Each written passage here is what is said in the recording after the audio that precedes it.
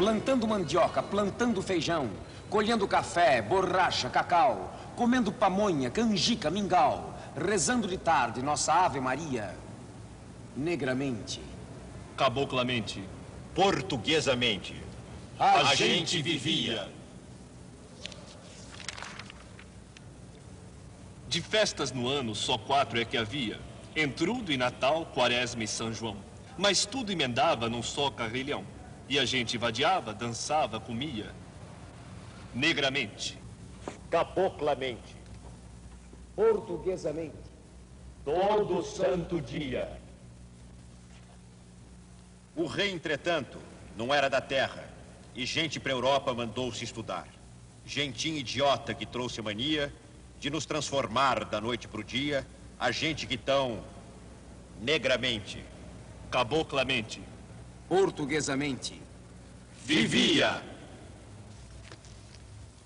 E foi um dia nossa civilização tão fácil de criar. Passou-se a pensar, passou-se a cantar, passou-se a dançar. Passou-se a comer, passou-se a vestir, passou-se a viver.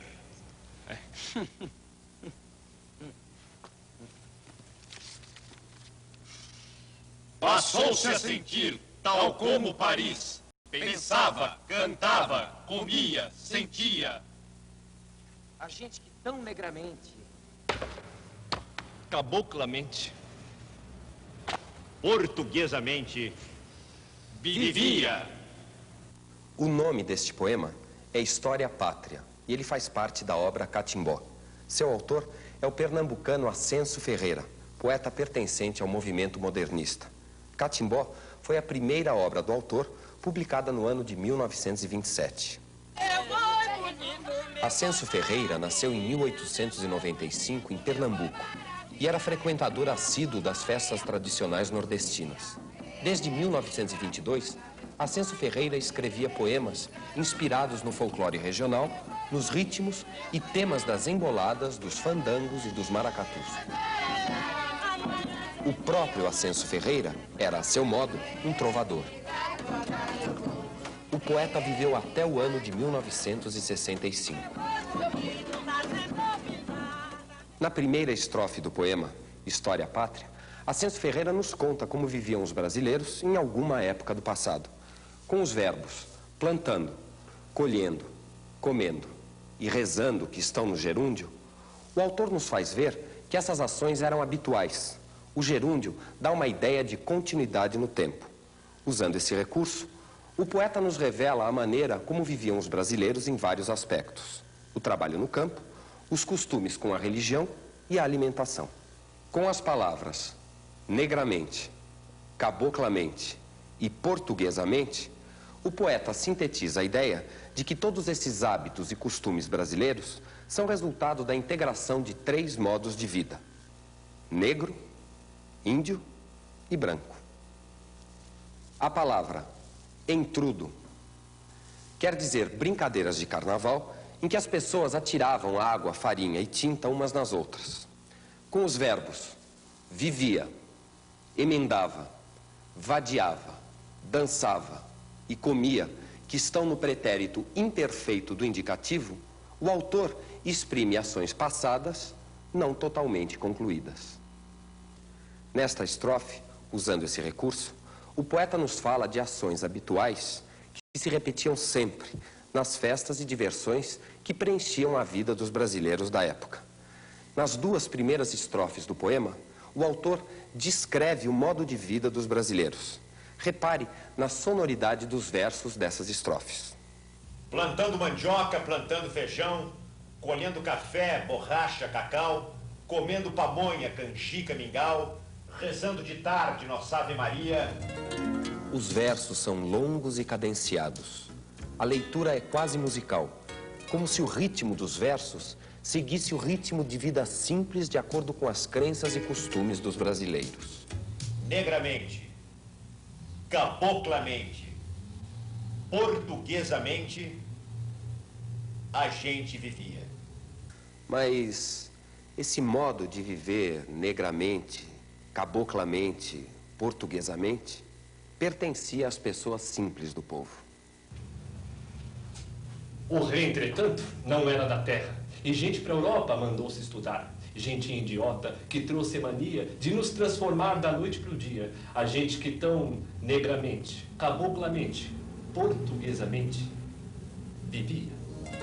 Nesse verso, o poeta nos lembra a condição do Brasil como colônia. O rei não era da terra.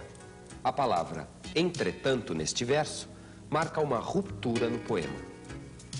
Ela nos diz que o que vinha sendo descrito nas primeiras estrofes não terá continuidade. Ela indica uma mudança de rumo no poema. E gente para a Europa mandou-se estudar. Esse verso nos diz que no período colonial, as pessoas que tinham condições iam estudar na Europa. Veja como o autor se refere a essas pessoas. Gente idiota que trouxe mania de nos transformar da noite para o dia. A expressão gentinha idiota revela o desprezo do autor para com essas pessoas que tentavam reviver no Brasil aqueles costumes adquiridos na Europa. Essa cultura importada da Europa acabou transformando aquele modo de vida descrito nas primeiras estrofes do poema. Como você viu nas primeiras estrofes, os hábitos e costumes do povo eram indicados pelo uso do gerúndio e do pretérito imperfeito do indicativo. Já nessa estrofe, todos os verbos estão no pretérito perfeito. Mandou-se, trouxe, dando-nos uma outra ideia. Definitivas ocorreram no Brasil. E foi um dia nossa civilização tão fácil de criar. Passou-se a pensar, passou-se a cantar, passou-se a dançar. Passou-se a comer, passou-se a vestir, passou-se a viver. A estrofe seguinte tem apenas 2 versos, escritos entre parênteses. O uso de parênteses nessa estrofe indica um comentário ao pé do ouvido, paralelo ao poema. Com esse comentário irônico, o autor nos faz refletir sobre essa transformação que está descrevendo.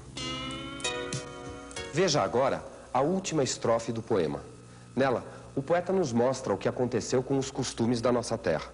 Transformaram-se pela influência europeia, representada por Paris. Passou-se a pensar, passou-se a cantar, passou-se a dançar. Passou-se a comer, passou-se a vestir, passou-se a viver. Passou-se a sentir, tal como Paris. Pensava, cantava, comia, sentia. A gente que tão negramente, Caboculamente Portuguesamente Vivia.